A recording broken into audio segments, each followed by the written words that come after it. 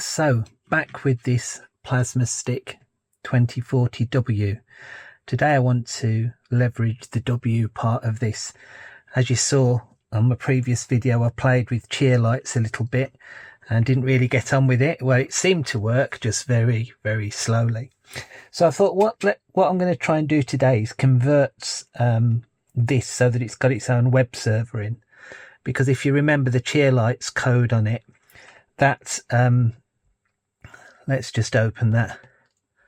So the cheer lights code went off and called an external API. But what I want to do is to be able to control this via its internal web server or via a internal web server. So I've got a copy of my Bootstrap code that I use for changing the traffic lights. So that was a previous video. You can watch that here if you want, but it wasn't using this. So let's see whether we can get this to work as a web server with that code to begin with.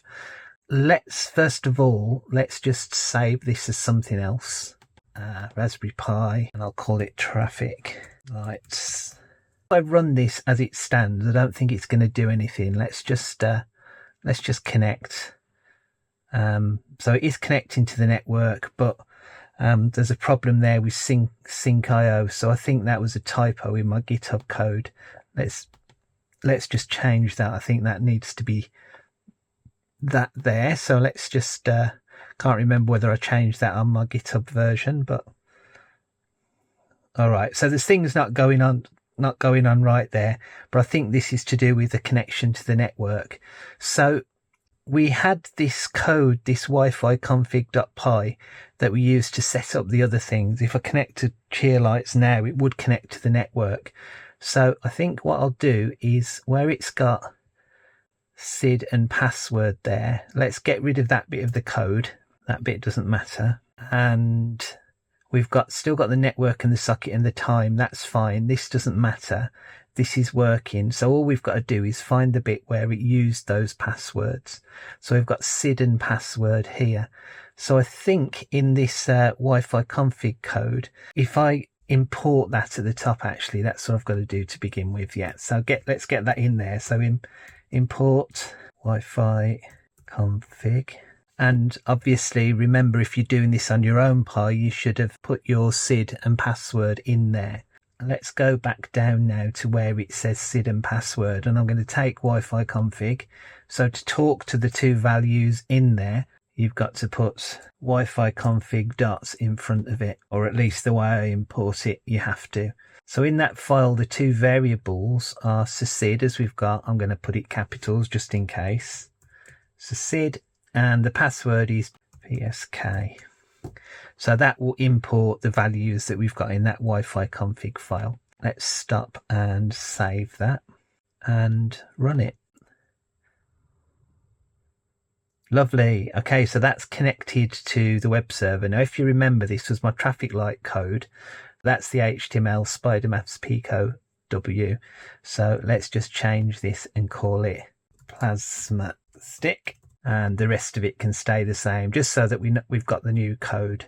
So let's save that again. Whoops, stop it, save it, run it. And then I'll need to go to Chrome. And I think if I paste the URL, yeah, so if you remember this from the previous video, move traffic from the left and move traffic from the right. So if you remember, we're not actually connecting to this through this wire. This is just giving power to it. It's the code is running on that. And then this Chrome is talking to that Wi-Fi chip there. So even though there's a wire there, we're talking to it over the network. When we change this, it would various lights on there. So I think what I'd like to do is just try and get a red and a green light for stop and go on here. So if we go back to the front page, and we've got a green and a red there and just ready for us, I think. The first thing we've got to do really is when either of those buttons are clicked, we've got to turn this on. Let's go and get something from cheer lights. Let's just get the code from there. We've got to import Plasma and import PlasmaStick. It's got machine and pin, okay, and it's got time. I think we've got those. U requests, have we got that? I mean, it might be this UA sync is the wrong thing to use, but we'll we'll work with it and see what happens. So let's get those bits in. I've got machine import pin. We've already got that there.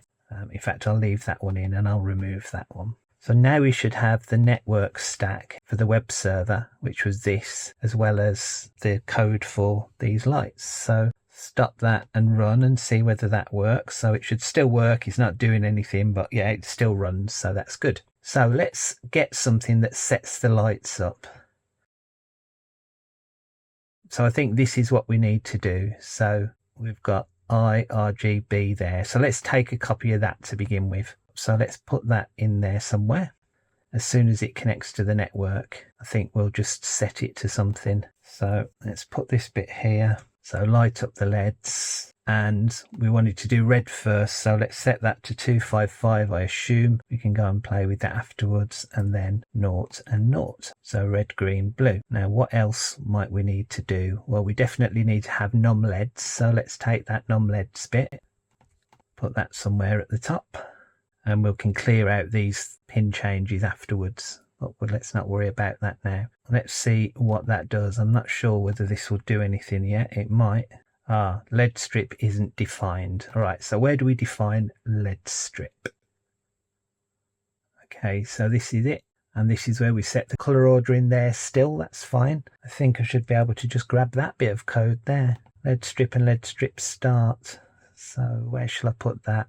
I think it was here, wasn't it? So let's do LED strip and LED strip start. It might, I'm not sure whether this will be the right place for it. I might have to put this outside of this loop, but we'll see. Stop that and run it. Excellent. So we've got it to be red. Now, when I put the number of LEDs, did I set the right ones? Does it still got 12? Yeah. Let's go back to where the server started. And if you move this outside, it'll do this and do the heartbeat thing. The LEDs will be running. I'm just going to reset this so that the LEDs are off. Traffic can move from the right and traffic can move from the left. So we've got that state bit here. I think let's set it to red. And I'm just, obviously the commands it's looking for within the URL are still the same for the previous one. That's something we could tidy back up afterwards. And you could maybe have a /red, /green and do it like that, and have one for each color. And then you just go, you could either have a lot of buttons on the web page with different numbers on, or to do different things. But let's see whether this will work anyway. Let's get that one. And then if the traffic's going the other way round, which I think is this one here, then it's still going to do the same thing. But hang on, we don't need that print.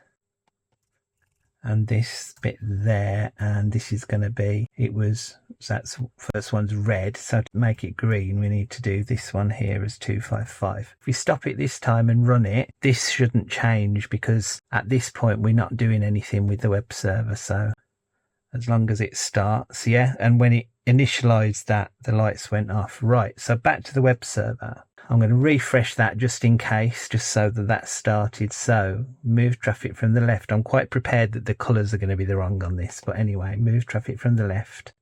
All right, that doesn't seem to have worked. So let's go back. Okay, so I think it's probably right.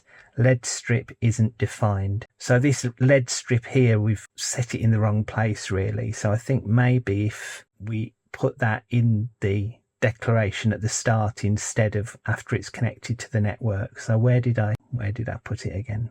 It was early on in this bit, wasn't it? Def main. So let's take that and put that in the declaration at the top where we're doing all the other things like the wireless LAN and things like that. And then I hope that will move the scope of these two variables right up to the very start of the program. We can remove these for the moment.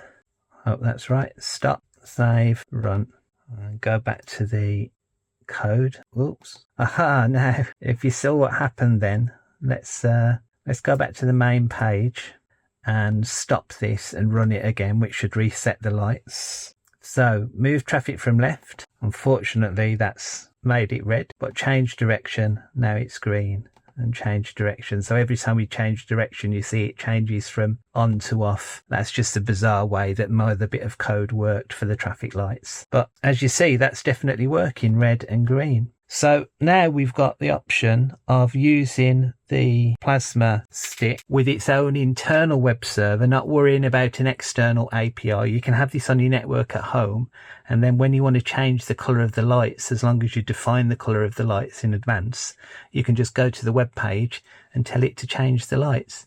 Obviously, we could do a lights off version, we could maybe do a dim one, we can do it for lots of color, and then it might be a bit more difficult, but some of the patterns that we see, like moon and rainbows, to be able to get the web server to fire these off as well. Now I think that needs code running all the time, so we might have to be clever the way we did that.